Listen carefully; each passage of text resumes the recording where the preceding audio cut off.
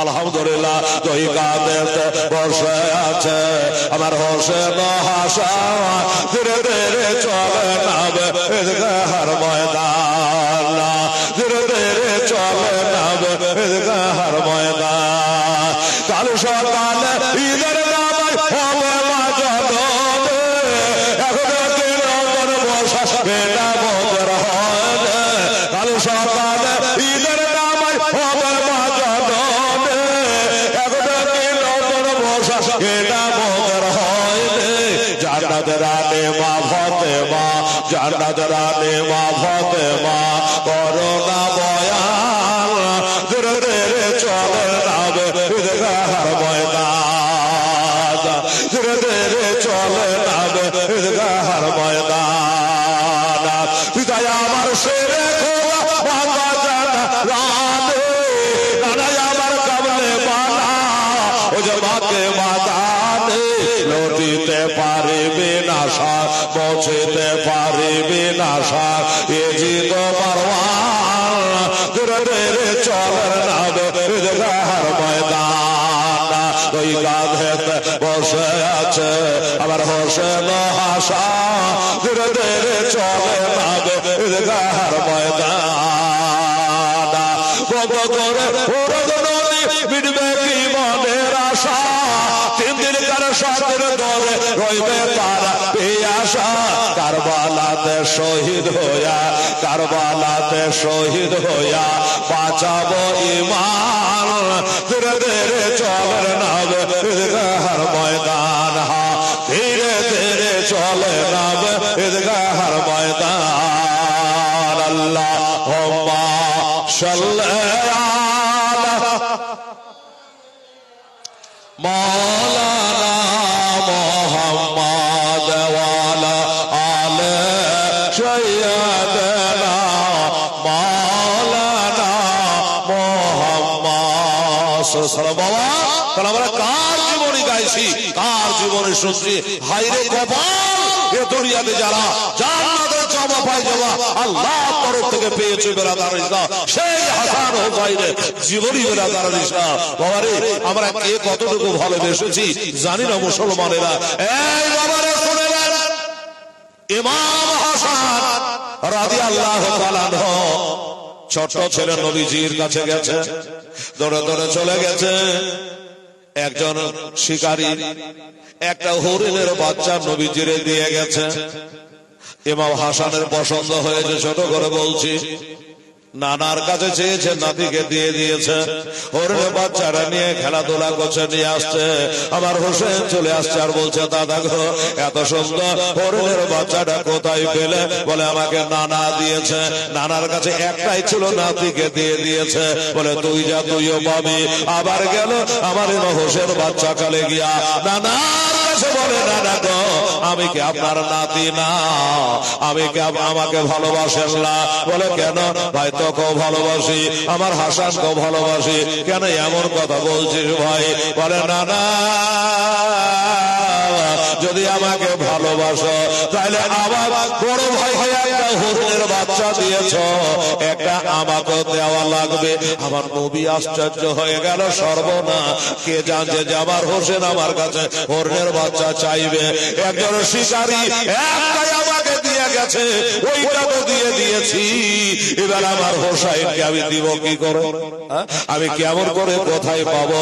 একটু ধরে এক হরিণী তার একটা বাচ্চা নিয়ে বাবা সাথে সাথে আবার নবীর দরবারে চলে আসলো। বাবা আসসালামু আলাইকা ইয়া রাসূলুল্লাহ, আসসালামু আলাইকা ইয়া হাবিবাল্লাহ। আবার নবী বলে, হরিণী রে কি খবর? বলে নবী গো ইয়া রাসূলুল্লাহ, আগে যে হরিণের বাচ্চাটা আপনার হাসানকে দিয়েছে, এটাও আমারই বাচ্চা। এক শিকারী শিকার করে এনে আপনাকে দিয়েছিল, ওইটাই আপনি দিয়ে তারে সন্তুষ্ট করেছে। এবার ইমাম হোসাইন উনিও চলে এসেছে, আমি আমার মুখটাকে খালি করে আমার এই বাচ্চাটা আমি দিতে চাই। জোরে বলে সুবহানাল্লাহ। আমার হোসেন যদি কাঁদতে কাঁদতে যায় তাহলে আমার খাতুনের জান্নাত কাঁদবে। আমার হোসেন ব্যথা পেলে আমার আলী কষ্ট পাবে গো, আপনিও ব্যথা পাবেন ইয়া রাসূলুল্লাহ, ইয়া হাবিবাল্লাহ। এজন্য আমার বুককে খালি করতে পারি, আমি হুসাইনের চোখের পানি সইতে পারবো না। হুজুর ওইটা তো শিকারী শিকার করে এনেছিল, আপনাকে দিয়েছিল, এটা আমি স্বেচ্ছায় আপনাকে দিলাম, আমার হোসেনকে ভালোবাসি। তাহলে একটা বনের পশু যদি আমার হোসাইনকে এত ভালোবাসতে পারে, তাহলে আমরা কেন পারবো না? বেরাদারান ইসলাম, আমরাও নিশ্চয়ই পারবো। যাই হোক বাবা, এই ইমাম হাসান হোসাইনের জীবনী 5 রাত্রি হবে। আজকে শুরু আছে, নাম ধাম গালা বলা লাগবে। আমার ভাইরা, আমার বাবারা, হাসান গেল জহর খেয়ে, আমার হোসেন শহীদ পালায়, জয়নুল আবেদ বলতে হলো বাবা, জয়নুল আবেদ বলতে হলো জেলখানায় সগরা কাঁদছে, মদিনাতে সবিনা কাঁদে কারবালায়, আলী আসগার চাইছেন পানি বাবা, আলী আসগার চাইছেন পানি, কারবালাতে পানি নাই। আল্লাহুম্মা সাল্লি আলা সাইয়্যিদিনা মাওলানা মুহাম্মাদ ওয়া আলা আলি সাইয়্যিদিনা মাওলানা মুহাম্মাদ সাল্লাল্লাহু আলাইহি ওয়া সাল্লাম। একটা কথা বাবা জেনে রাখেন যে আমার হাসান হোসাইনের মান ও সম্মান আল্লাহর কাছে সমান। আমার হাসান হোসেনের আল্লাহর কাছে মান সম্মান সমান। যদি না হইতো একটা জামা পায়জামা পাঠাতে পারতেন, কি বলেন? একজনকে ভালোবাসলে একটা জামা পায়জামা দিতেন, কিন্তু দুটাই দিয়েছে। দুজনকে আল্লাহ পাক ভালোবাসে, আমরাও ভালোবাসি, আমার মা বেটিরাও, আমার বোনেরাও ভালোবাসে, সবাই আমার হাসান হোসেনের কে ভালোবাসি বাবা। তাই তো বলি, বাচ্চা ছেলে তারা দোনো ভাই সিলেট ভর্তি করে লিখেছিল বাচ্চাকালে, লিখে নানার কাছে গেছে, নানা গো দেখো তো আমার লেখাটা ভালো না আমার দাদারটা ভালো? আহারে, আমার নবী দেখছে দুটাই তো আমার নাতি, আল্লাহর কাছে তাদের মানুষ সম্মান সমান। আমি যদি বলি হাসান তোরটা ভালো, আবার হোসেন কামড়ে, আর যদি বলি হোসেন তোমারটা ভালো, আবার হাসান কামড়ে। বললে এক কাম করো, এই তোমার বাবার কাছে চলে যাও। বাবাটা কি? নবী বলেছেন মাদিনাতুল ইলমে আলিয়ার বাবা, আনা দারুল হিকমত আলিয়ার বাবা। আমি হলাম ইলমের শহর, আলী হলো তার দরজা, আমি হলাম হিকমতের ঘর, আলী হলো তার দরজা। এই মুসলমানেরা, হযরত আলীর দরবার থেকে জীবনে কোনো বিচার কোনোদিন করে না। হযরত আলীর কাছ থেকে কেউ নিরাশা হইয়া কোনোদিন বাবা কেউ ফিরে না। ওই আলীর দরবারে চলে যা, তোমার বাবার দরবারে চলে যা, তোমাদের লেখা ভালো না মন্দ এটার ফয়সালা দেবে তোমার আব্বা হাজার। যাও তোমার আব্বার কাছে বাবা। বাস্তবিক হযরত আলী রাদিয়াল্লাহু আনহু দরবারে যে কোনো বিচার, ওনার রাজধানী ছিল কুফা, শুনেছেন আপনারা? কুফার শহরে তাদের রাজধানী ছিল। তো ওনার দরবারে কোনো বিচার যদি আসতো, আবার হযরত আলীর কাছ থেকে কোনোদিন বিচার কোনোটা পারলাম না বা সময় নিলাম কি 1 সপ্তাহ পরে ফয়সালা হবে, এরকম কোন মামলার ডেট পড়তো না। একদম কারেন্টের মতো রিঅ্যাকশন আর কারেন্টের মতো সাথে সাথে রেজাল্ট। কোন বিচার চলে আসলে সাথে সাথে। এই যে আমার মা বোনের আছে কিনা, তো এই মা বোনদের একটা বিচারই বলি। একটা বিচার এসছে আমার হাসান হোসেনের বাবার কাছে, হুজুর আমাদের এটা বিচার করে দেন। কিসের বিচার? তো বলে হুজুর বিচারটা হলো এইরকম, একটা ছেলে আর দুটো মা, একটা ছেলে দাবিদার দুটো মা। এ মেয়েটা বলছে ছেলে আমার, আর আরেকটা মেয়ে বলছে না তোর লাই এ বাচ্চা হলো আমার। এটা বাবা একটা তো মিথ্যা হবে, কি হবে না বাবা? একটা মিথ্যা হবে। একটা ছেলেকে দুইটার পেটে থাকতে পারে, দুইটা মা হয়, তো খুব ঝগড়া। তো মেয়ে দুটো বলে দেখ রে বহিন, এক দেশে বাস করে ঝগড়া করে লাভ নেই, তো চলে এক কাম করি, এই বিচারটা নিয়ে আমার হাসান হোসেনের বাবা হযরত আলী দরবারে যায়। উনি যে বিচারটা করে দেবে আমরা মেনে নেব। মেয়ে দুটা বললে তাহলে তাই চল। আল্লাহর ওলি হযরত আলী দরবারে বিচারটা চলে আসলো, হুজুর আমাদের বিচারটা করে দেন। কিসের বিচার মা? বলে একটা ছেলে আমরা দুইটা মা। কিরকম? বলে আমি বলছি আমার ছেলে, মেয়েটা এসে বলছে তোল্লায় আমার ছেলে। আচ্ছা, তো জটিল বিচার রে মা। একটা ছেলে দুইটা মা, কি করে হয়? তো ওইটার লাগে আপনার দরবারে এসছে, হুজুর বিচারটা করে দেন। কদিন লাগবে হুজুর বিচারটার ফয়সালা হইতে? কদিন? 1 মিনিট লাগবে না, বিচার করে দেবো। মেয়ে দুইটা আশ্চর্য যে একটা ছেলে দুইটা মা, আর বাড়ি বিচার করার লেগে টাইমও লাগবে না, 1 মিনিটও লাগবে না। তো দেন তাহলে বিচার করে দেন। আমার আল্লাহর ওলি হযরত আলীকে আলী ডাক দে, রে আমার ঘর থেকে তলোয়ারটা নিয়ে তো। যেমনি বাবা তলোয়ারের কথা বলেছে, মেয়েগুলার পিলহাই চমকাই লেগেছে। রে বাবা, রে বাবা, কলম কাগজ নিয়ে আইতো না, বলে বলছে তলোয়ার নিয়ে আইতো। কাকে যে কাটবে কি যে করবে দেখা যাক। তলোয়ার নিয়ে চলে আসলেন হুজুর। তলোয়ার বলে কাম কর। কাকে খুশি করবার, কাকে বা বেজার করবো? তো এই বাচ্চাটাকে এ তলোয়ার দিয়ে কেটে একবারে মাঝামাঝি হাফ হাফ করে কেটে, ওই যে বড় বড় মাছগুলা হাফ হাফ করে ভাগ করে না, তবে বাচ্চাকে তলোয়ার দিয়ে কেটে 2 ভাগ করে দুজনার কোলে দিয়ে দে। যখন দুজনে দাবি দাও, কাকে বেজার করবো, কাকে খুশি করবো, দুজনকে দিয়ে দে। আচ্ছা হ্যাঁ রে মা বোনেরা, আপনারাই বলো তো খালা, বেটিরা, একটা ছেলেকে কাটা যদি দেয় ওয়ালিয়া লাভ হবে? মা বলে ডাকবে? হ্যাঁ, হবে না। কিন্তু হযরত আলী কি এতই মাথা খারাপ হয়ে গেছে, কাটা ছেলে ওরাকে দিবই বা কি করে, ওরা লিয়াইবা করবে কি? এটা একটা চমক। যে মেয়েটা 10 মাস পেটে বহেনি, ওই মেয়েটা বলল হুজুর আপনি যেটা করবেন মেনে নেব। কেমন মিথ্যাবাদিনী দেখেন, ঝগড়ির পেটের ঝগড়ি। বলছে যে হুজুর আপনি যেটা করবেন মানে নিব, কাটবেন কাটেন, আধখান পাবো আধখানি নিব। ওকে তার পেটে বহিতে হয়নি, দুধ খাওয়াইতে হয়নি, ও যা পাবে যেটুকুন পাবে ওইটাই ওর লাভ, বিনা খাটনিতে। আর যে আসল মা তোড়ে পড়ে যে হুজুরের কাজ করবেন না, হুজুর গো কাটবেন না, গোটাই মেয়েটাকে দিয়ে দেন, কাটাকাটি দরকার নাই। কি বলেন? মা কখনো বেটার হত্যা দেখতে পারবে না, মা কষ্ট, হ্যাঁ বেটার কষ্ট দেখতে পারবে না। আরে শয়তান মেয়েটা বলছে কাইটা দাও, আধার বাবা আধানলি, অতই হলে নকলি, এটাই হলো আসলি। বাবা রে, একে সাজা দিলে একে মজা দিল, গোটা বেটা যার বেটা তার হাতে হাওলে তুলে দিল। এই হলো সত্য বিচার করনে वाला আল্লাহর ওলি হযরত আলী রাদিয়াল্লাহু তাআলা না, তার দরবারে আজ নিজের বেটার বিচার হাজির হয়ে গেছে। আব্বা গো, আব্বা গো, কি হলো রে বেটা?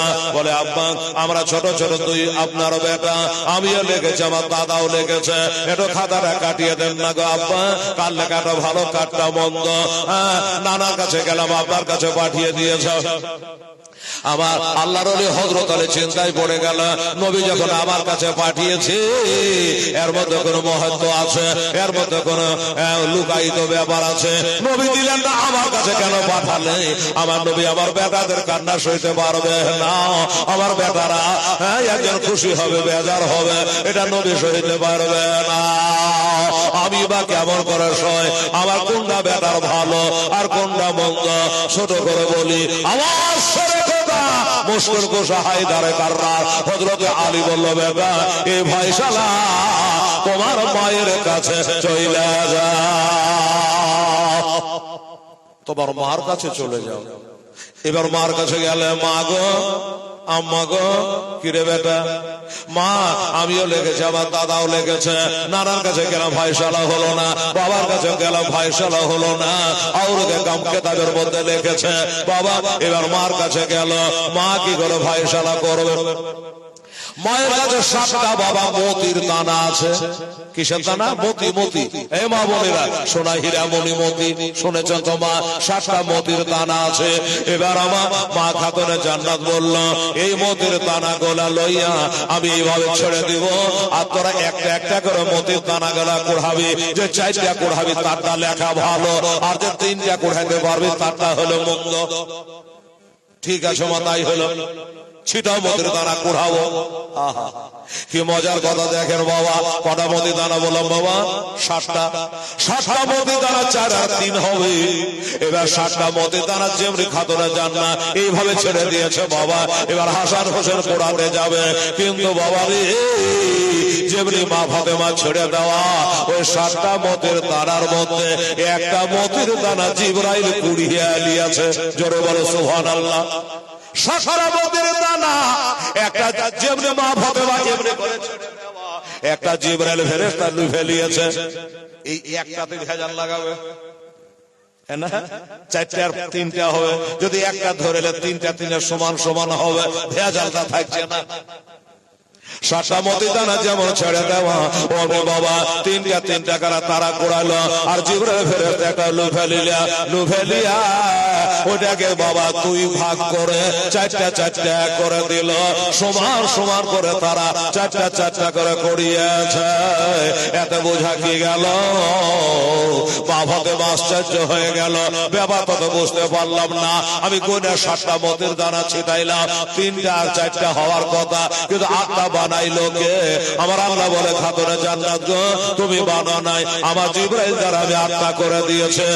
এই ফাতেমা, রে আমার নবীর বেটি ফাতেমা, শুনে নাও বাবা 20 পানের শহীদ করেছিল বাবা। কার কয়বার বিষ দিয়েছিল? 1 বার না 2 বার নয়, 3 বার 5 বার বিষ দেওয়া হয়েছিল বাবা। কখনো খেজুরের সঙ্গে, কখনো মধুর সাথে, কখনো খাবার সঙ্গে।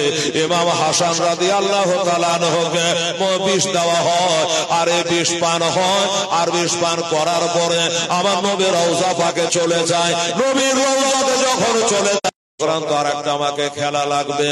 এই ইমাম হাসানকে মদিনায় মারতে পারা যাবে না। মদিনাতে নবীর রওজায়ে পাক আছে বাবা, নিজে চোখে জিয়ারত করে আসলেন রে বাবা। জিয়ার করে 70,000 ফেরেশতা আমার নবীর রওজাতে দাঁড়িয়ে সকালে সালাম করে, আবার বই নবীর রওজা পাকে যাচ্ছে, আর বিষে কাজ করে না। আমরা দুঃখিত, এমনি করে বারবার বিষ দেবে, এমন হতে পারে হয়তো কোনো কড়া বিষ আপনাকে দিয়ে দেবে, আর নবীর রওজা পাকে যেতে পারবেন না, তখন ওই বিষে আপনি মারা যাবে। কাজে হুজুর কিছুদিনের মতো দরকার হলে মদিনা ছেড়ে অন্য রাজ্যে চলে যায়, নইলে আপনি প্রাণে বাঁচবেন না। কত বড় চক্রান্ত! এ মারওয়ান চিন্তা করেছিল বাবা একে তো মদিনায় মারা যাচ্ছে না, তো মদিনার বাইরে গিয়ে তাকে মারা যাবে, মদিনার বাইরে গিয়ে তাকে মারা যাবে। এ চক্রান্ত করলো ইমাম হাসান রাদিয়াল্লাহু তাআলা আবার মা ফাতেমার বড় বেটা গো, মা ফাতেমার পহিলা বেটা গো, আমার নবী পাকের পহিলা নম্বরের নাতি গো। বেরাদা এ নাভি থেকে উপর দিকটা জানো দেখতে ইমাম হাসানকে আমার নবী মুস্তাফার মতো লাগতো রে বাবা দেখে। এরকম লাগতো দেখে তাকে চক্রান্ত করলো সে মারওয়ান, না হলে মারতে পারা যাবে না। ইমাম হাসানও ভালো চরিত্রের মানুষ, রহমতুল আলামিনের কোলে পিঠে মানুষ, কাজে মনে করলো কথাটা তো মন্দ না। হ্যাঁ, বারবার তো আমাকে বিষও দেওয়া হচ্ছে, আর আমার নবীর রওজা পাকে যাচ্ছি, বিষ কাজ করে না, বেকার হচ্ছে, কিন্তু কোন সময় হয়তো আমি যেতেই পারবো না। এ বাবা ছোট ভাই হোসাইনকে বলে, হোসাইন রে আমাকে বারবার তো বিষ দেওয়া হচ্ছে, আর আমি নবীর রওজা পাকে যাচ্ছে, বিষে কোনো কাজ করে না।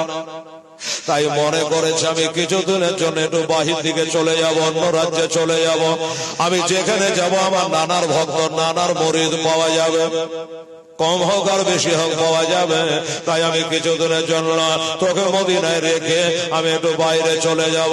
বললো দাদা গো, আপনি হলেন আমার বড়, আমি হলাম আপনার ছোট, আমি কি আপনাকে পরামর্শ দিতে পারে যেটা ভালো মনে করবে? সবকিছু রেখে দিয়া এবার ওইখান থেকে মোশালনগর বলে একটা দেশ আছে বাবা, চিনিরা কেতাবে লেখা আছে, খাকে কারবালায়। ওই মোশালনগরের দিকে আমার বড় নদী ইমাম হাসান রাদিয়াল্লাহু তাআলা কিছুদিনের জন্য গা ঢাকা দিল, আর জানে আমাকে বিষ দিতে না পারে।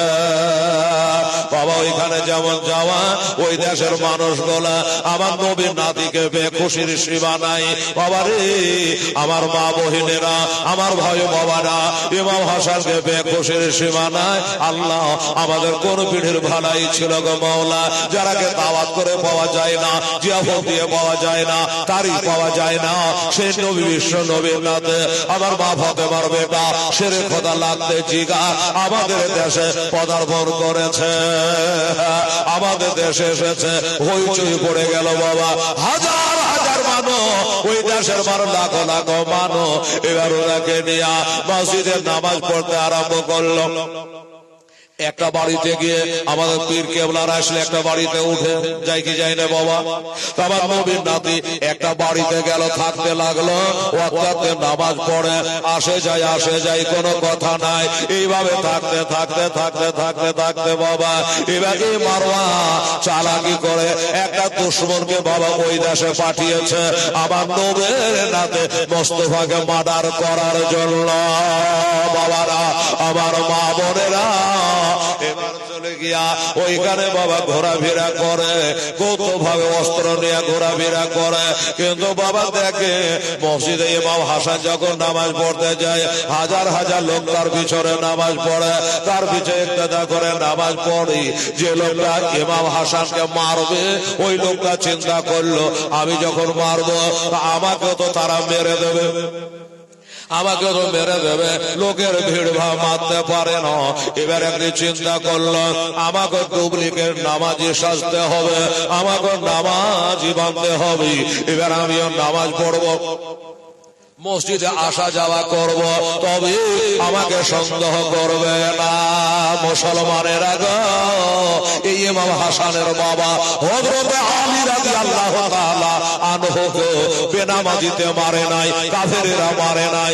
আমার ইমাম হাসান হোসেনের বাবা হযরত আলী রাদিয়াল্লাহু তাআলা কে কুফার জামে মসজিদে আব্দুর রহমান ইবনে মৌজি ফজরের নামাজের টাইমে বাবা ভজালি মেরে ক্ষত শহীদ করেছিল। চিন্তা করেন তো উনি এবার কি করলো, বলে আমি নামাজি সাজবো, আমি মসজিদে যাওয়া আসা করবো, তাহলে আমাকে কেউ সন্দেহ করবে না, আর কেউ আমাকে দাও খাবে না।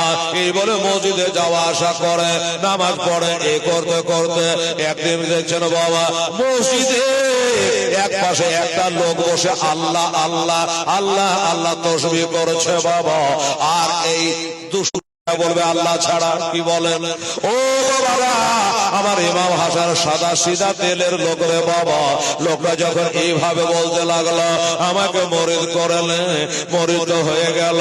এবার যা বলা দোয়া কালমা পড়ে নিল। আমার ইমাম হাসান বললো হ্যাঁ হ্যাঁ তুমি বলো বাবা কি বলতে চাও। বলে হুজুর ওই লোকটা আপনার কাছে মরিদ হলো কথা ঠিকই, হুজুর আমার সন্দেহ, এটাই আমার সন্দেহ হচ্ছে হুজুর ওই লোকটা মরিদ হয় না, আমার মনে হয় ওই লোকটা আপনার রহমাতুল আলামিন, আল্লাহ হচ্ছে রব্বুল আলামিন, নবী হলো রহমাতুল আলামিন। আল্লাহর রুবুবিয়া যত দূর লিয়া আবার মুস্তাফার রহমত তত দূর লিয়া। শোনো, মানুষকে সন্দেহ করতে নেই, যখন অন্যায় করবে তখন তাকে অন্যায়ের ফতোয়া দেওয়া যাবে, এখন তো কিছু বলে নাই। উনি বলে হুজুর আমি আগে ক্ষমা চেয়ে নিয়েছি, আপনার কাছে বেয়াদবি মাপ নিয়েছি হুজুর, যে ছোট মুখে বেয়াদবি আমার কাছে সন্দেহ হয়। ও বাবা এই কথা হয়ে থেকে গেল, আর বাস্তবিক লোকটা কথা কিন্তু পাক্কা বলেছে, ওর চাদরের মধ্যে ভজালি ভরা আছে বাবা, কেউ জানে না। এইভাবে থাকতে থাকতে এবার আসা যাওয়া করে, নামাজ পড়ছে না পড়ছে, বাবা নামাজ পড়ছে না পড়ছে, লোকে কি সন্দেহ করবে, এইভাবে আসা যাওয়া করে, কিন্তু মারার সুযোগটা পায় না। কারণ সব সময় লোকজন ভিড়ভাড় থাকে, মুসল্লিরা মসজিদে বোঝাই থাকে, এই জন্য মারার সুযোগটা পায় না। তবে বাবা গো, একদিনকার ঘটনা, মসজিদে কেউ না, ওই লোকটা কেবল এক পাশে বসে আছে। কোন লোকটা? যে লোকটা বলেছিল আমার সন্দেহ হয়, উনি কেবল বসে আছে, আর বাকি লোকজন নামাজ পড়ে সব চলে গেছে। আর খাদুরে জান্নাতের লাল ইমাম হাসান রাদিয়াল্লাহু তাআলা নামাজ পড়ে কাবা দিকে মুখ করে যাই নামাজে বাবা তিনি বসে আছে, ডান পাটা খাড়া করে বাম পাটা বিছায়া উনি বসে আছেন বাবা। আর যে ছেলেটা মারার জন্য মুরিদ হয়েছিল, ওই বাবা মারওয়ানের লোক, ইজিদের দলের লোক চিন্তায় পড়ে গেল, হায় রে আর কত ইন্তজার করব, আর কত অপেক্ষা করব, আর কত সময় কাটাবো, আর কত দেরি করব, আর এমন সুযোগ হয়তো জীবন আর মিলবে কি মিলবে না। ডানে কেহ নাই, বামে কেহ নাই, আগে কেহ নাই, পিছে কেহ নাই। আজকে আমার ইমাম হাসান একাই বসে আছে, একাই বসে আছে। আজকের মতো সুযোগ বুঝি আর মিলবে না। বাবারা, আমার মা বোনেরা, এবার ডানে বামে খেয়াল করে অস্ত্রখানা বাবা প্রয়োগ করে দিয়েছে, চালিয়ে দিয়েছে তো, আর এসে লাগবে তোলা। বাবা ডান পায়ে তালবাতে লেগে গেল, আর যেমনি বাবা লেগে যাওয়া অমনি যেন রক্তর বন্যা বহে গেল। হুজুর যেন চমকে উঠেছে, রে বাবা, মা গো পায়ে তো আগুন থেকে গেলে কেমন হয়, পায়ে একটা কাটা ভুকে গেল, মানুষ কেমন চমকে যায়। আসমান জমি জানে এক হয়ে গেল রে বাবা, রক্ত জানে যায় না মাঝে লালে লাল হয়ে গেল। ওই লোকরা যা বসেছিল মসজিদে, ওই লোকরা বলে, হুজুর আমি আপনাকে বলেছিলাম এই লোকটা আপনার কাছে মুরিদ হতে আসে নাই, আপনাকে মার্ডার করতে এসেছে, আমার কথা মানলেন না। আল্লাহ গো, এখন আমি কোন দিকে যাই, হুজুরকে কোথায় নিয়ে যাব, না দুশমনটাকে ধরবো। চিন্তা করলাম, হুজুরের হায়াত যতক্ষণ আছে, আমার নবীর নাতি হায়াত যতক্ষণ আছে ততক্ষণ উনি থাকবে। আমি ওই দুশমনটাকে না ধরে ছাড়বো না, ওই দুশমনটাকে না পাকড়াও করে ছাড়বো না। আমার বাবারা গো, আমার মা বোনেরা এবার পিছনে ধাওয়া করলো, দৌড়তে দৌড়তে দৌড়তে দৌড়তে দৌড়তে দৌড়তে গিয়া ওই দুশমনটাকে ধরে নিয়ে চলে আসলো, ওই মসজিদের ভিতরে নিয়ে হাজির করলো। হুজুর এই দেখেন আমরা ডুপ্লিকেট মরে, আমি না বলেছিলাম আমার সন্দেহ হয়, ওর বসা দেখে ভালো লাগছিল না, এর টাকা দেখে ভালো লাগছিল না, আমার কথা মানলেন না। নবী নাতি গো, আপনাকে মেরে পালাচ্ছিল, আমি তাকে ধরে আনলাম, আমাকে একটু অর্ডার দিয়ে দে, আমি এই মসজিদের ভিতরে আমি তাকে আজকে কচু কাটা করব, এই মসজিদে তাকে জবাই করে ফেলবো। ইমাম হাসান চোখের পানি ছেড়ে দিয়া ব্যথায় কাতর হয়ে গিয়া বলে, বাবা রে, এটা আল্লাহর ঘর, এটা হলো মসজিদ, এটা কাটাকাটির জায়গা নয়, এটা মারামারি করার জায়গা নয়, এটা বদলা নেওয়ার জায়গা নয়। আর আমরা নবীর নাতি বদলা নেওয়ার জন্য আসি না। একবার জোরে বলো সুবহানাল্লাহ। ও বাবা শুনে নাও, এটা মসজিদ ঘর, দুনিয়ার কথা বলতে হয় না। মসজিদে কাটাকাটি হানাহানি দুনিয়ার গল্প করতে হয় না। যদি করে কি হয়, তোমার আমল গলা পড়ে বরবাদ হবে, তুমি টের পাইবে না। হুজুর আপনার কথা শিরোধার্য আমি মেনে নিলাম, কিন্তু আপনাকে যে মারলো, বলে মারতেই পারে, আমার নানাকে তো মেরেছিল তাই ফেললো, কথা ঠিক কিনা বাবা? আমার নানাকে আবু জাহেল কত কষ্ট দিয়েছে, আমার নানাকে আবু জাহেলকে কষ্ট দিয়েছে, কেউ বলতে পারবে? আমার নানাকে আবু লাহাব পাথর মেরেছে, তাবাতিয়ানা সূরা কোরআন নাযিল হয়েছে, কেউ বলতে পারবা? আমার নানা তার বদলা পাথর মেরে নিয়েছে, তা নাই নাই, পরে শোনো না, আমার নানাকে যদি কেউ মেরে দিয়েছে আর নিজের গালে হাত না বোলায়া তার গায়ে আমার নানা হাত বলিয়ে দিয়েছে,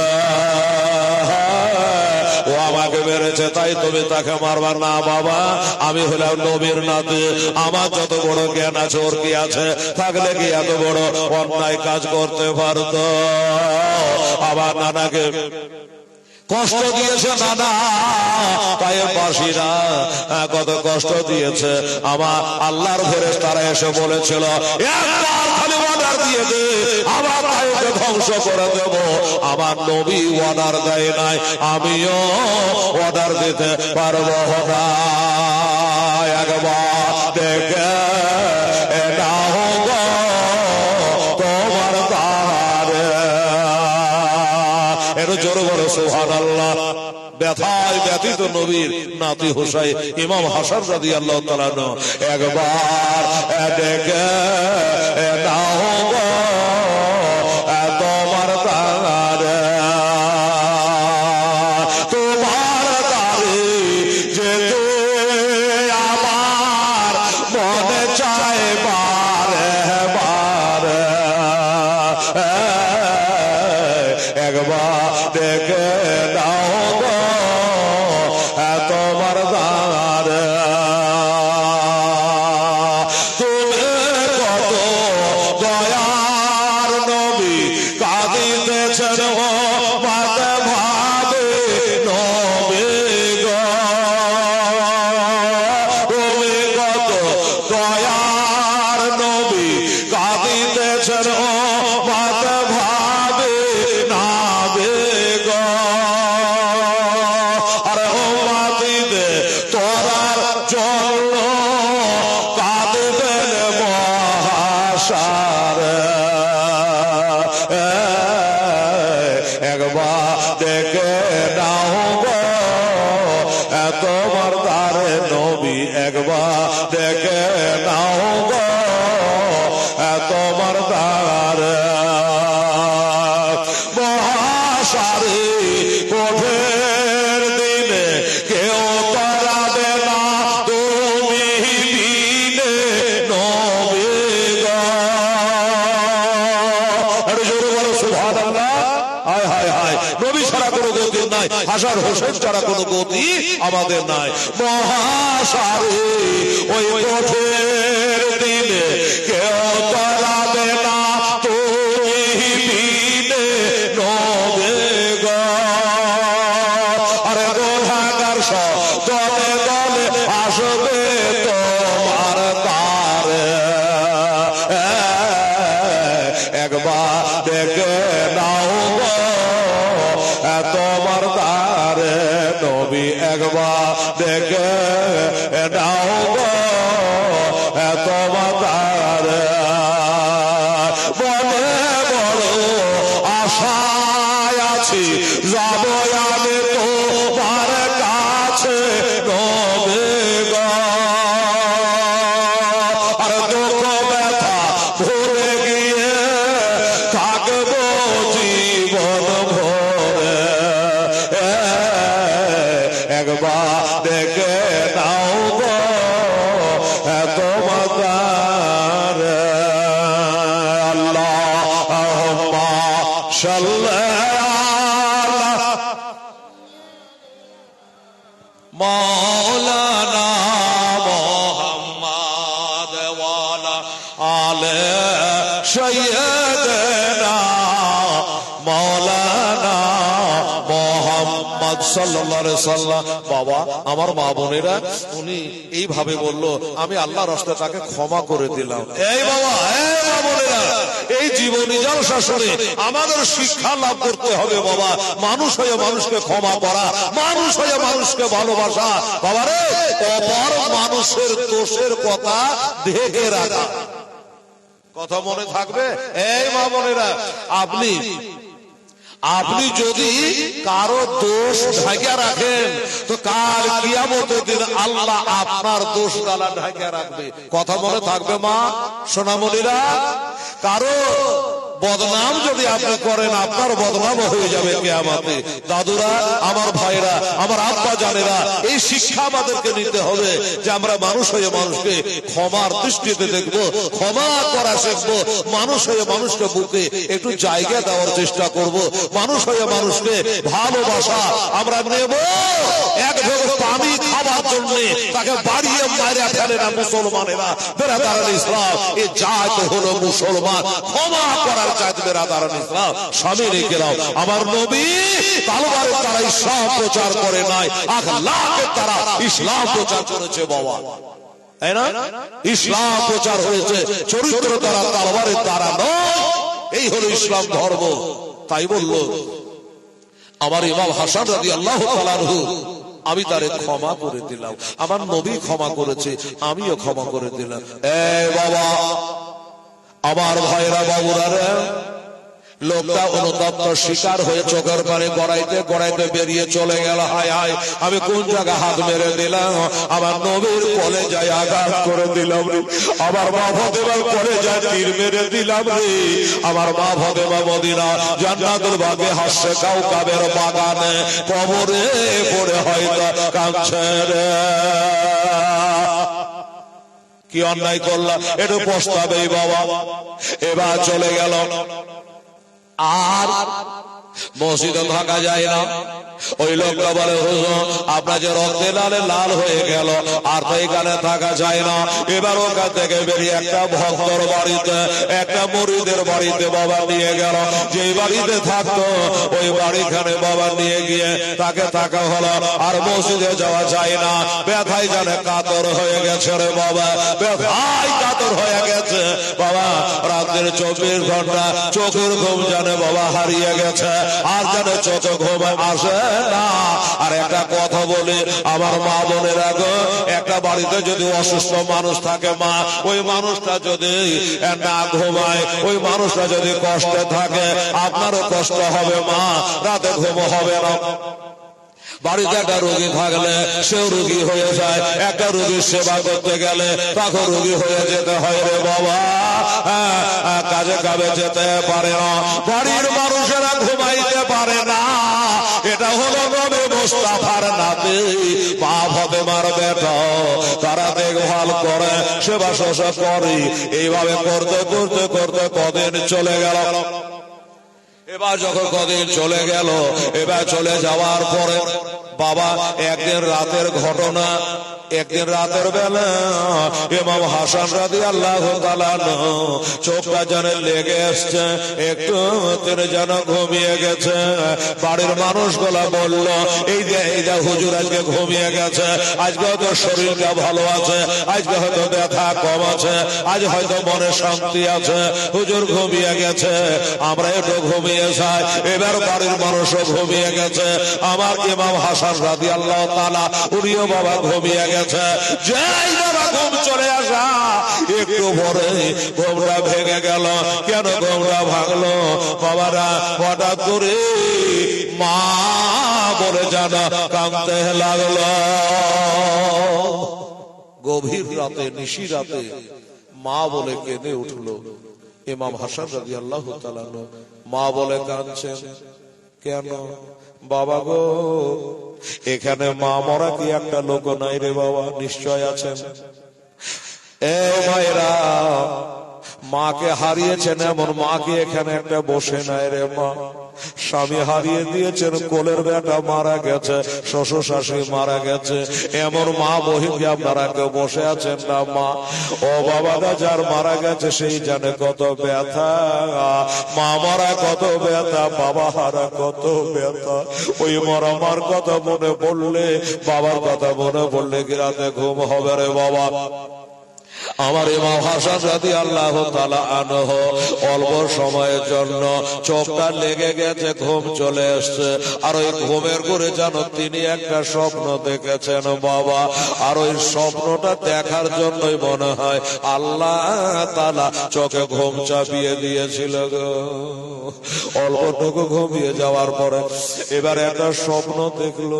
আর ওই স্বপ্ন যোগে দেখছেন বাবা, জানো মা ফাতেমা মদিনা জান্নাতুল বাকি কবর থেকে উঠে চলে আসছে রে বাবা। বাবা দেবা তোর বেটা হাসানের মাথার গোড়ায় বসে কাঁদছে, স্বপ্ন জগে দেখছে আর তুই পয়দা হয়েছিলি রে বেটা। ইমাম হাসান রাদিয়াল্লাহু তাআলা আজ তোর কষ্ট হচ্ছে বাবা, তোর চোখে ঘুম না, তুই ব্যথায় যে কাতর হয়ে গেছিস বেটা। আমি তোর জন্য মদিনা জান্নাতুল বাকি কবরস্থানে পড়ে কাঁদি রে বেটা। তোর জ্বালায় আমার খুব হয় না রে, তোর জ্বালায় আমি থাকতে পারিনি রে বেটা। তাই মদিনা থেকে তোর কাছে চলে এসেছে বেটা, তোকে একটা কথা বলতে এসেছি। সেটা হলো বেটা, আমার আব্বা জানের রওজা পাকে ৭৭,০০০ ফেরেশতা সকালে সালাম করে আর বৈকালে আসবার চান্স পায় না। এসে মদিনার বেটা, ওই মদিনা ছেড়ে তুই চলে আসছিস বেটা। মদিনা ছেড়ে আসাটা তো ঠিক হয়নি রে বেটা। আমি তোর মা তোকে বলতে এসেছি বেটা, আজ হলে কাল নয়, যত তাড়াতাড়ি পারে তুই তাড়াতাড়ি তোর হোসেনকে ডেকে বেটা, ইমাম হোসাইনকে ডেকে নিয়ে বেটা তাড়াতাড়ি করে তুই মদিনায় চলে আয়। এখানে থাকতে হবে না, মদিনায় চলে এলে তুইও শান্তি পাবে, আমিও শান্তি পাবো, তোর নানা শান্তি পাবে, তোর ছোট ভাইটা শান্তি পাবে। তাড়াতাড়ি করে চলে আয়। এই কথা বলে জানে মা, স্বপ্ন যোগে বাবা চলে গেল। তাই বাবা হঠাৎ করে স্বপ্নটা ভেঙে গেল, ঘরে করে করে খুঁজছে মা কই। মা বলে যখন কান্না করা, বাড়ির মানুষগুলা সবাই দৌড়ে ঢুকেছে ঘরে। হুজুর কি হলো, কাঁদছেন কেন? বলে রে আমার মা বোনেরা, ওরে আমার বাবারা, আমি অল্প সময়ের জন্য শুয়ে গিয়েছিলাম, আর শুয়ে যাওয়ার পরে আমার যে চোখটা লেগেছিল, ওই সময়তে আমার মা হযরত বিবি ফাতেমা রাদিয়াল্লাহু তাআলা আনহা যেন আমার কাছে এসেছিল আর আমাকে তাড়াতাড়ি মদিনা যাওয়ার অনুমতি দিয়ে গেল। তাই বলে, তোমরা কে আছো গো? আমার ছোট ভাই ইমাম হোসাইনকে একটু ডেকে দাও, আমি তাকে সঙ্গে করে মদিনায় চলে যাব। আমি দুনিয়াতে কতদিন আছে জানি না, তবে একটা কথা তোর কাছে বলে, রাস্তায় যেতে যেতে ভালো করে শোন। কি বলল?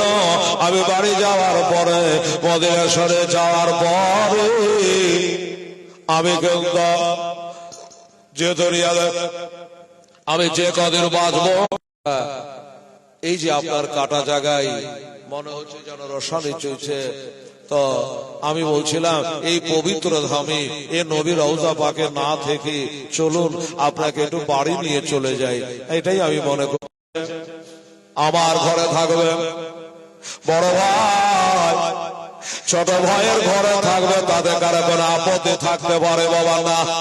আমার ভাগ্য ছাড়া ভাগ্য নয়, আমার বাপ তুল্য বড় ভাই আমার ঘরে থাকবে রাদিয়াল্লাহু তাআলা আনহা, ইমাম হাসানের বিবি আবুল কাসেমের আম্মা যা মা ফাতেমার বৌমা। উনি বলল, জয়নব রে, তোরা আজকে তো দেখভাল করবি, আমার স্বামী উন্নতি হয় না, শুধু অবনতি। এই জন্য আজকে রাত্রে আমি বাড়িতে থাকবো, ভালো করে দাও। তোমার নবী রওজা পাকের ওসিলা করে বলে, এই মায়েরা, আমার নবীজি বলেছেন মা, ইন্নার জান্নাত তাহতা আকদামি যাও জাগে, বিবাহিতা নারীদের বেহেশত হলো তা স্বামীর পদতলে। তাই বলল, স্বামীর জন্য দোয়া করতে গেছে, আল্লাহ আল্লাহ আমার স্বামীকে যদি হায়াত থাকে আল্লাহ ভালো করে দাও।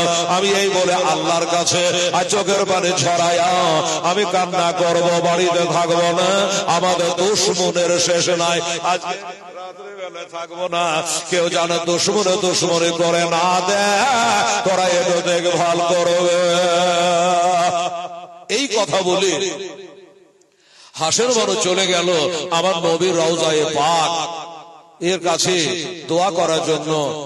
আর ওই রাতে বাবা আমার মায়েরা বোনেরা, ওই রাত্রে বেলাতে উনি তো ফজরে আগে আগে ঘরে চলে আসবে। ওই রাত্রে বাবা ওই বিষটা দেওয়া হয়েছিল খেজুরের সঙ্গে, মদের সঙ্গে, খাবারের সঙ্গে একবার করে দেওয়া হয়েছিল বাবা, কাজ হলো না। এবার যখন দেখলো ওই রাত্রে আমার ইমাম হাসান রাদিয়াল্লাহু তাআলা একটু যেন ঘুম চলে গেছে, একটু নিদ চলে গেছে বাবা, বাড়ির মানুষগুলা সবাই ঘুমিয়ে গেছে। ওই বাবা দুশমনে এসে একটা বিষের সখিনে বাবা পড়ে নিয়ে আসলো। হীরক চূর্ণ জহর নাম হয়তো শুনেছেন মা, এ পড়াবি হীরার গুড়াকে গুলি বানিয়ে পাওয়া যায়। হাসান কাশেমের মা খুব চালাক চতুর মেয়ে, চালাক চতুর মেয়ে। কলসির মুখটা যে কাপড় দিয়ে বেঁধে রেখেছে, এইটা যদি আমি গিট গালা খুলি আর খুলে যদি বিষের বড়িটা ভরে দিই, আর যদি কোনো চিনহারে দিয়ে বাঁধা থাকে যায়, ওই রকম ওই বাঁধা কাপড়টার ওপরে সেখানে বিষের বড়িটাকে ঘষতে লাগলো রে বাবা। এবার ঘষে ঘষে ঘষে ঘষে এবার জর্জর করে ময়দা ঝরার মতো, আটা ঝরার মতো জোরে জোরে বিষের গুঁড়া গোলা ওই পানের কলসিতে পড়ে গেল। ঘুম ভেঙে গেল। জয়নাব, জি হুজুর। আমার হাসের মানু কই? হাসের মানু কই? বলো হুজুর টাইম হয়ে গেছে, আসবে। আসবে বারে কোথায় গেছে? বলো হুজুর আপনাকে যে মোহাম্মত করে ভালোবাসে, তাই আপনার কিছু বলা থাকলে বলে জয়নাব রে, এই মাত্র আজানের টাইমে আমি একটা মারাত্মক স্বপ্ন দেখলাম। স্বপ্ন বললে হা হুজুর কি বলছেন গো? ফজরের টাইমে স্বপ্ন তো সত্য হয়ে যায়। জি, ফজরের টাইমে স্বপ্ন সত্য হয়ে যায়। হুজুর আপনি কি স্বপ্ন দেখেছেন একটু বলেন না গো শুনি, মনটা শান্তি পায় না। একটু বলেন আপনার স্বপ্নটা কি। বলল যে স্বপ্নটা কি দেখেছে আমি নিশ্চয় বলবো, কিন্তু আমার গলাটা কেন শুকিয়ে যাচ্ছে গো, একটু দয়া করে একটু পানি পান করা। একটু পানি পান করাও। আমি একটু পানি পান করে তারপরে আমি কি স্বপ্নটা দেখলাম তোমাকে বলবো। এই বাবা পানির কলসি তো সামনে আছে, আপনাকে বললাম বিষ মাখানো আছে, বিষের শরবত হয়ে গেছে। তাছাড়া সন্ধ্যা রাতের পানি বাসি হয়ে গেছে, ঠান্ডা হয়ে গেছে। জৈনব মনে করলো এই পানি দেওয়া যাবে না, ঠান্ডা পানি দেওয়া যাবে না, একটু টাটকা পানি নিয়ে এসে হুজুরকে দিই। হুজুর ইন্নাল্লাহ মা'আস সাবিরিন, আল্লাহ কোরআনে বলে ধৈর্য ধারণকারীর সঙ্গে আল্লাহ থাকে। হুজুর আপনার গলা শুকিয়ে যাচ্ছে, পিয়াসা লেগেছে, ঠিক আছে, কিন্তু হুজুর গো পানি আপনার জন্য আনবো, একটু দেরি হলে কিছু মনে করবেন না। এবার টাটকা পানি আনতে বাবা যেমন একটা লোটা হাতে করে বেরিয়ে গেছে, লোটা নিয়ে বেরিয়ে গেছে। আর এইদিকে কাশেমের মা সাহার বানো বাবা হাসেন বানো, উনি এসে বাবা ঘরে প্রবেশ করে গেল। আসার পরে স্বামীকে একাই দেখে, বলে স্বামী গো কোন অসুবিধা বলল না। সাহার বা হাসেন বানো তুমি তো চলে আসলা, আমি জৈনবের কাছে একটু পানি খেতে চাইলাম। আমি একটা স্বপ্ন দেখেছে, বললাম আমার স্বপ্নটা আমি ব্যক্ত করবো, তোমাকে বলবো, কিন্তু আমার গলাটা শুকিয়ে যাচ্ছে, একটু আমাকে পানি পান করাও। তাই আমার জন্য পানি আনতে গেছে। হাসেন বানো বলল হায় রে হতভাগে, পানি কোথায় তুই আনতে গেছে? আমি কি স্বামীকে কম ভালোবাসে? আমার স্বামীর জন্য কলসিতে পানির ব্যবস্থা করে গেছে, আর তুই কোথায় পানি আনতে গেছি?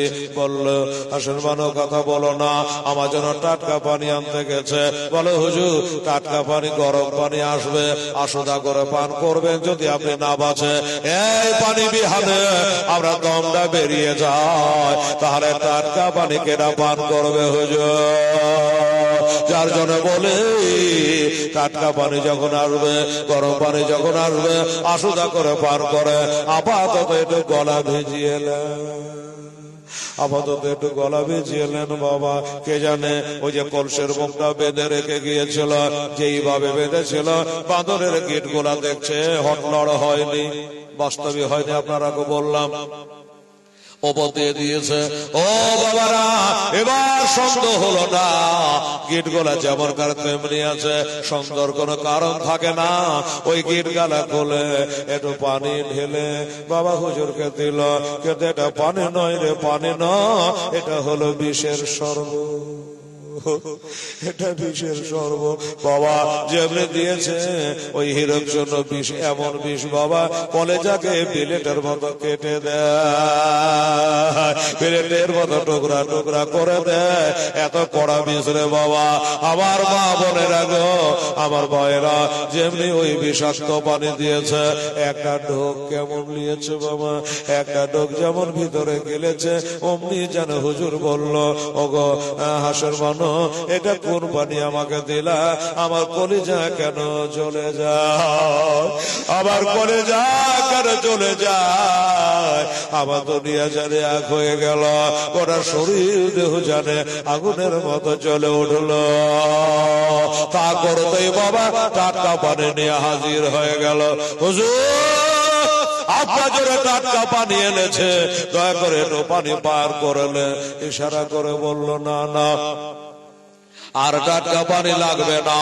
আমি মা ফাতেমার বড় বেটা ইমাম হাসান রাদিয়াল্লাহু তাআলা আমার মন বলে, এ দুনিয়ার পানি আমার কপাল থেকে আল্লাহ তুলে নিয়েছে, আর পানি লাগবে না, পানি রেখে দাও।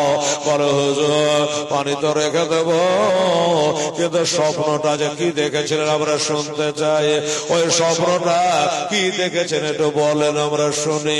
বলল, একে একে কজন বলবো, তোমাকে একবার বলবো, আমার বেটা কাসেমকে একবার বলবো, হাসের মানুষ সাহার মানুষকে একবার বলবো, আমার ভাই হোসাইনকে একবার বলবো, একে একে সবাইকে বলতে পারবো না। আমি স্বপ্নটা কি দেখেছি আমার ভাই, একবার হোসাইনকে ডাকো, আমার ভাই হোসাইনকে ডাকো। ডাকলে পরে এক জায়গাতে করে আমি স্বপ্নটা বলে দেব, আমার মনে হয় সময় বেশি আর না। হোসাইনকে ডাক দেওয়া হলো, উনিও চলে আসলো। আসা যখন সবাই বসে গেল, এবার স্বপ্নের কথাটা ব্যক্ত করলো। ইমাম হাসান রাদিয়াল্লাহু তাআলা আনহু বলল, ও আমার ফ্যামিলির লোকেরা, বেটা বেটিরা, আমার বোনেরা, সবাই তোমরা শোনো, আমি যেন ফজরের টাইমে স্বপ্নটা দেখলাম, মনে হচ্ছে আমার কপালে আল্লাহর কালাম কোরআন শরীফের একটা সূরা, যে সূরাটাতে একটা জায়গাতে জের আছে, বাকি সব জাবার আর পেশ আছে, জজব আছে। ওই সূরাটার নাম হলো সূরাতুল ইখলাস। কুল হুয়াল্লাহু আহাদ আল্লাহুস সামাদ লাম ইয়ালিদ ওয়া লাম ইউলাদ ওয়া লাম ইয়াকুল লাহু কুফুয়ান আহাদ। এই কুল হুয়াল্লাহু সূরাটা আমি জানো আমার কপালে আমি লেখা দেখলাম। আচ্ছা বলে, এ কুল এটাই হলো স্বপ্নের মানে। এইরকমই এক একটা স্বপ্নের তর্জমা আছে, এক একটা স্বপ্নের ব্যাখ্যা আছে, মানে আছে। তাহলে কুল হুয়াল্লাহু আহাদ এই সূরাটা কপালে লেখা দেখলে কি হয়, এটার মানে হয় কি, এটার ব্যাখ্যা কি হয়, কে বলবে? সেই যুগে একজন বিখ্যাত তাবী ছিল হযরত সাইদ ইবনে মুসাইব রাদিয়াল্লাহু তাআলা আর, ওনাকে ডাকা হলো আর বলে, ওগো আমার বড় ভাই ইমাম হাসান দরবারে ঘুমিয়ে গিয়ে কপালে কুল হুয়াল্লাহু আহাদ সূরাটা লেখা দেখেছে, এটার মানে কি হতে পারে? যেমনি বলে আর মানে বুঝতে বাকি নাই, মানে বুঝতে বাকি নাই। চোখ দিয়ে ঝরঝর করে পানি ঝরতে লাগলো। ইমাম হোসাইনে হাতটা ধরে নিয়ে বাবা পাশে চলে গেল। ওইখানে বললো না, কেন বললো না?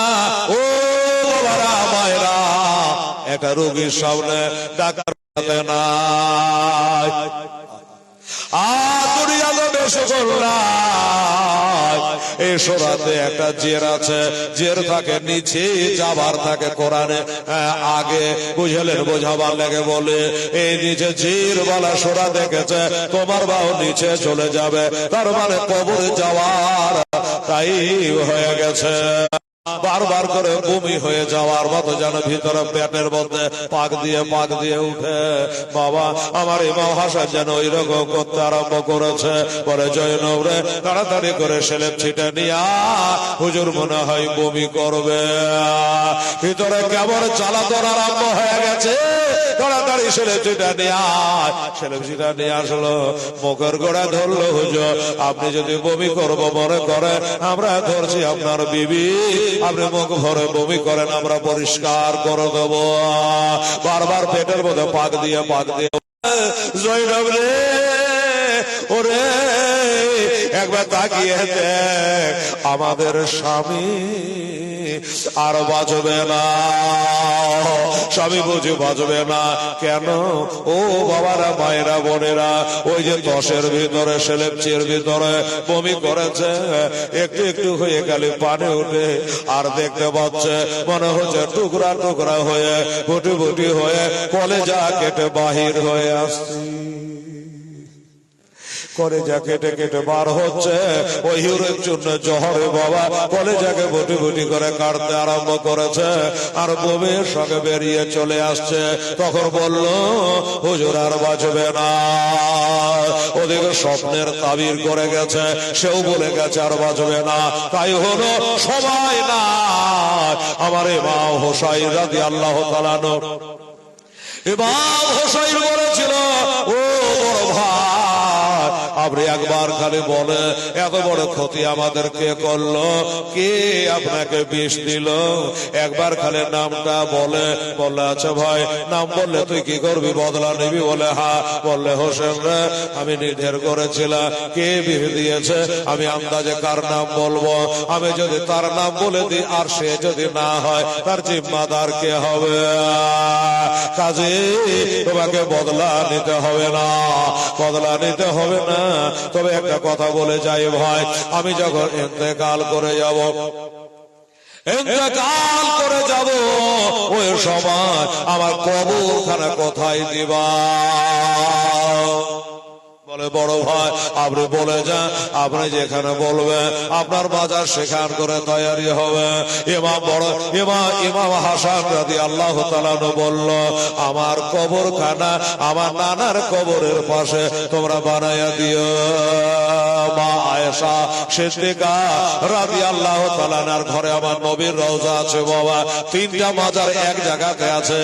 ও বাবারা, দোস্তরা, আমার আবু বকর, হযরত ওমর, আমার নবীর রওজা এক জায়গাতে রয়েছে, একটা জায়গা ছাড়া আছে ওইখান করে হযরত ঈসা পয়গম্বর আলাইহিসসালাম আসমানে আছে, আবার দুনিয়াতে আসবে, বিয়ে শাদী করবে, ইন্তেকাল হবে, ওইখানে তার মাজার হবে। ওইখানে গিয়া ওই ঘরটা কার? ওই ঘরটা হলো মা আয়েশা সিদ্দিকা রাদিয়াল্লাহু তাআলা আনহা। বলল আমার নানি সাহেবা মা আয়েশার কাছে একবার অর্ডার নিও, উনি যদি অর্ডার দেয় তবে আমার কবরখানা নানা কবরের কাছে বানায়ো। আর একটা কথা বলে দি, এ ছোট ভাই হোসাইন রে, আমার কবর বানাতে গিয়া যদি মারামারি উপক্রম হয়, তালওয়ার বাহির হয়ে যায়, রাগারাগি হয়ে যায়, দ্বিমত হয়ে যায়, তবে ওইখানে দ্বিমত করে আমার কবর দেওয়া লাগবে না। মারামারি করে হানাহানি করে রক্তের নদী বহায়া আমার মাজার বানাতে হবে না। আমার মাজার বানাইয়া দিও জান্নাতুল বাকিতে আমার মায়ের কবরের কাছে। ফয়সালা করে দিয়ে গেছে। একটা ফয়সালা হলো, বেটা আবুল কাসেমকে ডাকলেন। আবুল কাসেমে হাতে একটা কবজ তাবিজ বেঁধে দিয়ে বলল, শুনে রাখো, তোমরা জেনে রাখো, ও হাসেন বানো, এই কবজটা আমি আমার বেটার হাতে বেঁধে দিলাম। কোনদিন যখন ঘোর বিবাদে পড়বা, মহা বিবাদে পড়বা, কোন ভাইশালায় আসতে পারবা না, আমি ওই ভাইশালা না, এ তাবিজের মধ্যে কবজের মধ্যে আমি দিয়ে গেলাম, এই দিন তোমরা খুলে দেখিও। আমার মনের আশা মনে রইল, মনে বড় আশা ছিল আমার সাকিনার সঙ্গে তার বিয়ে, কিন্তু আর হলো না, দুনিয়ায় থাকা হলো না, আমার জামা টাইম হয়ে গেল। এই বলে ইমাম হাসানে বাবা চোখের কোনা দিয়ে 2 ফোঁটা পানি গড়েছিল। চোখের কোণা দিয়া গুড়গার করে পানি করে আমার হোসেন পাশে বসে কাঁদছে। ভাইয়া এখন আপনি কেন কাঁদেন গো? আপনি কেন কাঁদেন? আমার এখন কাঁদবারটাই, কারণ আমি ভাই হারা হলাম, আমি একা হয়ে যাব, আমি এখন কাঁদবো, তুমি কেন কাঁদতেছ? আবার ইমাম হাসান বলে, হোসেন আমি কাঁদি কেন? একটা কথা জেনে রাখো, মনে রাখো, আমি চোখ বন্ধ করে জানো ইরাক দেশের কারবালার ওই যুদ্ধে জানো আমি দেখতে পাচ্ছি ওই কষ্টগুলা আমার নবীজি আগে খবর দিয়ে গেছে। সেই খবর খানা মনে পড়ে আমি কাঁদতেছি। কারবালার প্রান্তরে আমার এই ভাই হোসেন শহীদ হবে। ও মুসলমানেরা, ও ভাইরা, আমার হোসেন বলে, ভাই এখন তোমার দমটা বেরিয়ে গেলে, প্রাণ পাখি বিয়োগ হয়ে গেলে, ওই ঘুরে দেখিয়ে তুমি নানার দেখা পাবে, বাবার দেখা পাবে, মায়ের দেখা পাবে, তো হ্যাঁ দেখা পেয়ে যাবে, মামু খালাদের দেখা পেয়ে যাবে, বড় আনন্দের খবর।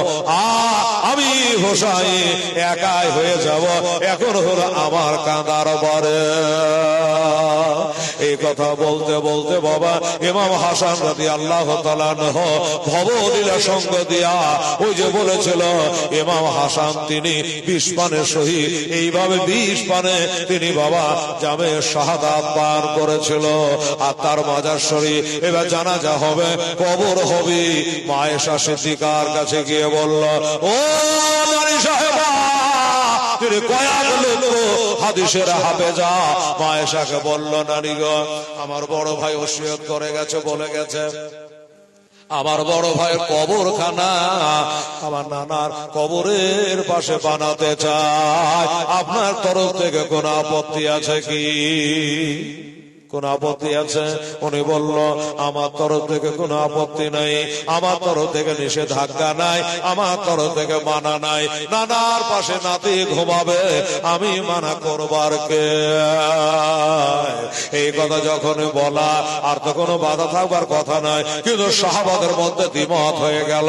সাহাবীরা বলে, ও গো, শুনেছি এইখানে 4খানা কবর হবে, এইখানে হযরত ঈসা পয়গম্বর আলাইহিস সালামের কবর হবে, এখানে অন্য কোন মাজার হবে না। যেমন বলেছে, আমার হোসেন খাপ থেকে তলোয়ার বাহির করে নিয়েছে, তলোয়ার বার করে নিয়েছে, তলোয়ার বার করে বলে, ও গো, আমার নানা মা আয়েশা সিদ্দিকা যার হুজরা, উনি অর্ডার দিয়েছে, তোমরা বারণ করছো কেন? তলোয়ার বার করেছে। নবীর একটা বিখ্যাত সাহাবী যার নাম হাদিসের পাতায় পাতায়, উনি হযরত আবু হুরায়রা রাদিয়াল্লাহু তাআলা ওর সম্মুখে দাঁড়ায়া বলল, ও গো নবীর নাতি মা ফাতেমার লাল শেরে খোদার নূরের নাজার, ও বড় ইমামের একে মা, ও ইমাম জাহা ইমাম হোসেন তলোয়ার কাপের মধ্যে ঢোকায়া দেয়। মনে পড়ে না একটু আগে আপনার বড় ভাই ইমাম হাসান রাদিয়াল্লাহু তাআলা আনহু বলে গেছে, আমার কবর বানাতে গিয়া যদি তলোয়ার বাহির হয়ে যায়, তবে আমার কবরখানা জান্নাতের বাগিতে বানায় দিও। বেরাদারান ইসলাম, হুসাইনে বলল, হ্যাঁ ঠিকই তো, আমার বড় ভাই এইভাবে বলে গেছে যে তলোয়ার বার হয়ে গেলে আমার কবরটা যেন জান্নাতুল বাগিতে হয়। তলোয়ার কাবে ভরে দিয়া অর্ডার করা হলো, যাও মা ফাতেমাতুল জাহরা রাদিয়াল্লাহু তাআলা না কবরের ডান পাশে একটা কবর তৈরি করা হলো। আর ওই কবরে হযরত ইমাম হাসান রাদিয়াল্লাহু তাআলা আনহুকে বাবা শোয়ানো হলো। বাবা এই 2022-এ 2023-এ যাওয়ার পরে ওই মা ফাতেমাতুল জাহরা রাদিয়াল্লাহু তাআলা আনহার কবরখানা ওয়াহাবীরা কবরকে এমন করে দিয়েছে বাবা, চেনা যায় না। একজন হাজী সাহেবকে জিজ্ঞাসা করলাম, হাজী সাহেব আপনি কয়বার হজ করলেন? বলে 3 বার। বললাম, দাদা হাজী সাহেব এটা দয়া করে একটা কবর আমাকে চেনে দেন, আমি নতুন এসেছি। বলল, কোনটা কার কবর? বলে, এখান করে আমি ইতিহাস পড়েছি, মা ফাতেমার কবর এ জান্নাতুল বাকিতে রয়েছে। কোনটা? মা ফাতেমার কবর। ওয়াহাবীদের অত্যাচারে বাবা দাঁড়িয়ে কবর জিয়ারত করব সে উপায় নাই। হাঁটতে হাঁটতে হাজী সাহেব ইশারা করে বলল, এটাই হলো মা ফাতেমা জাহরার কবর। আমি বুঝলাম এখান করে জান্নাতুল বাকির গেটের কাছে 3টা কবর, তবে 3টা কবর চিনা যায় না। মাথার কাছে একটা কালো রঙের পাথর রাখা আছে, এটাই হলো মা ফাতেমা জাহরা রাদিয়াল্লাহু তাআলার কবর। জিয়ারত করে নেয়া, দোয়া করে সারা বিশ্বের মা বহিদের জন্য, সারা বিশ্বের মুমিন মুমিনার জন্য তাদের ওসিলা করে আল্লাহ তাআলার কাছে দোয়া করেছি বাবা। এই হলো মা ফাতেমার বড় লাল ইমাম হাসান রাদিয়াল্লাহু তাআলা আনহু 20 পানে তিনি জামে শাহাদাত পান করে বাবা। আর 4টা তীর বাকি আছে। ইমাম হোসেন কারবালা পর্যন্ত যাওয়া লাগবে। শেষের দিকে বয়ানটা করব ইজিদ কি ঘটনা ঘটিয়েছিল রে বাবা। আমার মা বোনেরা, ওরে মদিনার মাটি পাইলে হইতাম খুশি। আরে জোরে বলো তো সুবহানাল্লাহ, আলহামদুলিল্লাহ। ওরে মদিনার মাটি পাইলে হইতাম খুশি।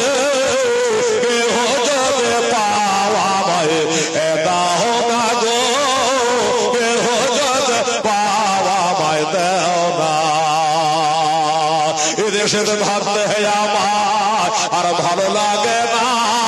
ওরে মারে ওরে যেতে চাই সোনার মদিনা, আমার থাকতো যদি ডানা উড়ে যাইতাম মদিনা, আমার থাকতো যদি ডানা উড়ে যাইতাম মদিনা। চলে যেতাম নবীজি রওজা গো, চলে যেতাম নবীজি রওজা। জোরে বলো সুবহানাল্লাহ। মদিনা গেলে আর আসতে মন যাবে না বাবা। আমার নবীর রওজা দেখে, মা ফাতেমার রওজা দেখে, আমার হাসান হোসাইনের রওজায়ে পাক দেখে, উহুদের প্রান্তরের শহরটা মাজার দেখে আসতে মন যাবে না রে বাবা। সেই মদিনার কথা মনে মনে চিন্তা করে, হাতে হাতে মিলে না শয়নে স্বপ্নে দেখি ওই সোনার মদিনা। আমি কানে শুনেছি মনে ভালোবেসেছে, আমি কানে শুনেছি মনে ভালোবেসেছি। ডাক নবে তোমার দেশেতে, ডাক নবে তোমার দেশে। ওরে মদিনার মাটি পাইলে হইতাম রাজি, কেহ যদি পাওয়া ভাই দেও না গো, কেহ যদি পাওয়া ভাই দেও না। কত হাজি হজে গেল আবার নবীর দেশেতে, ওরা ইচ্ছা মতো দেখলো তারা এটি নিজের চোখেতে। নবী এমন দেশ কাটা গেলে আসতে চাহে না, নবী এমন দেশ কাটা গেলে আসতে চাহে না। ডাকো নবী তোমার দেশেতে, ডাকো নবী তোমার দেশে। ওরে মদিনার মাটি পাইলে হইতাম খুশি, আর মদিনার মাটি পাইলে হইতাম রাজি।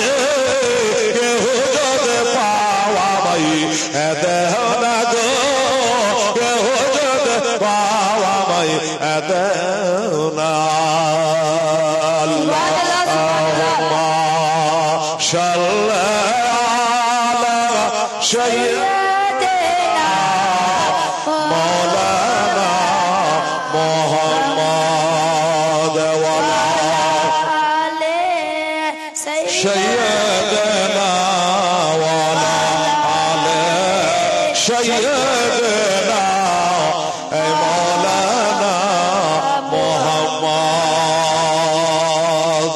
সাল্লাল্লাহু তাআলা আলাইহি ওয়াসাল্লাম। বেরাদার আমার মা বোনেরা, তাহলে আজকে পহিলা রাত্রি আছে। আর আপনাদের ঘোষণা দিই, কালকে থেকে 9টাতেই ঠিক চালু হয়ে যাবে। একটু সকালে সকালে করে আপনারা আসার চেষ্টা করবেন ইনশাআল্লাহুল আজিজ। এখনো 4 রাত্রি বাকি। আমার ইমাম হুসাইন রাদিয়াল্লাহু তাআলা কালকের বড় কষ্টের বয়ান।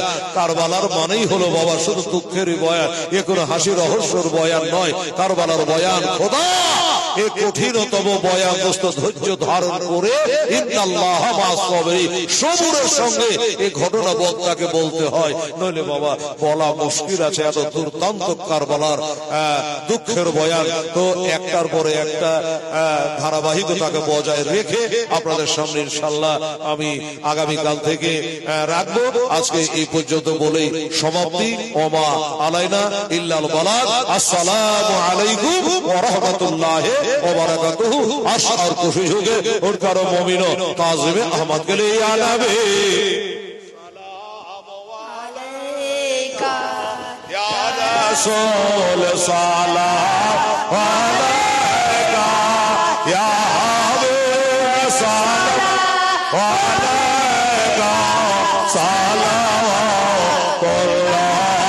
আলাইকা হাবিব ইয়া রাসূল আল্লাহ হে নবী সালাম লাগো বার মোরাদ সবাই গোদাগার কে আছে মোদের রোজাগার ভরসা রোজে মহাশর ইয়া নবী সালাম আলাইকা ইয়া রাসূল সালাম আলাইকা ইয়া হাবিব সালাম আলাইকা সালাম আলাইকা হাবিবি ইয়া রাসূল আল্লাহ হে খোদা জগত পতি করিও গো নবীর সাথে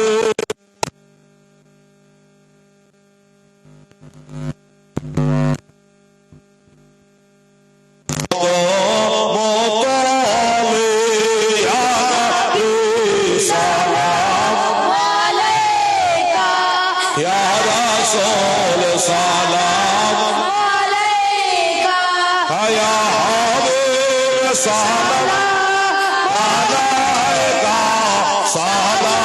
সালাওয়াতুল্লাহ আলাইকা আসসালাতু ওয়াসসালামু আলাইকা ইয়া রাসূলুল্লাহ আসসালাতু ওয়াসসালামু আলাইকা হাবিবাল্লাহ ওয়া আলাইকা ওয়া সাহবিকা ইয়া সাফিয়ানা ইয়াউমাল জাযা বালাগাল উলা বিকামালিকা তাফাদু জাবে জামালিহি হাযরাত জামিউ বিসালিহি সাল্লু আলাইহি ওয়া আলিহি আল্লাহুম্মা اللهم صل على سيدنا شفيعنا حبيبنا مولانا محمد بارك وسلم صلاة وسلام عليك يا رسول الله حبيب الله يا رسول الله انظر حالنا يا حبيب الله اسمع قولنا يا رب العالمين مولا মাঝখানে কয়েক বছর পরে আবারও এই নাগপুরের মাটিতে আল্লাহ তুমি দানায় নাম লিখে রেখেছো মাওলা।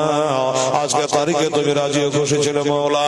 আয় আল্লাহ আজকে প্রথম রাত্রে সমাপ্তি করেছি, ভাষাতে বলাতে তেলাওয়াতে ওয়াকিয়াতে মুরব্বাতে আল্লাহ ক্ষমা করে দিও। আর বসে দাঁড়িয়ে দাঁড়িয়ে তাজিমে কিয়াম সালাম পাঠ করেছি আল্লাহ এর সওয়াব সোনার মদিনায় আমরা হাবিবি রওজা আতাহারে পৌঁছে দিও আল্লাহ। দিনের আহলাবাদ আজওয়াজে মুতাহারাকার সাহাবায়ে কেরাম তবে তাবরে জামানায়ে কেরাম বলে খুশি গাউসো কত খাজা রাজা যে যেখানে শুয়েছে আল্লাহ প্রত্যেকের মুবারকের সওকানা পৌঁছায় দি। আজ দিনে দর্শিলা করে বলি মাওলা আমাদের বাপ মা ভাই বোন আত্মীয় স্বজন যারা কবরে শহীদ শহীদা আল্লাহ সকলে কবরে সওকানা পৌঁছায় দি আল্লাহ। ইয়া আল্লাহ এত সুন্দর এত ঠান্ডার পরে আল্লাহ তোমার বান্দা বান্দিরা ছোটে ছোটে আসছে আল্লাহ তাদের কদমে কদমে 10টা করে গুনাহ মাফ করে দিও আল্লাহ। 10টা করে তাদের মান ইজ্জত সম্মান বাড়িয়ে দিও আল্লাহ। 10টা করে নেকি আমলনামায় বসায় দিও আল্লাহ। আর তাদের পিতা মাতা ভাই বেরাদা যারা কবরে শহীদ শহীদা আল্লাহ গো আমরা ঠান্ডায় বাড়ি যাওয়ার জন্য ছটফট করি মাওলা, কিন্তু যারা কবরে পড়ে আছে আল্লাহ এরা কোথায় পালিয়ে যাবে আল্লাহ? জানলা নাই দরজা নাই আল্লাহ, যোগাযোগ আল্লাহ তাদের কবরে এই সলামটা পৌঁছায়া দিয়া আল্লাহ তাদের কবরকে জান্নাতের ঘর বানাইয়া দিয়া আল্লাহ। আমির সম্মাবি বাহাগেলা ইলাহা ইল্লাল্লাহ মুহাম্মাদুর রাসূলুল্লাহ। আসসালামু আলাইকুম।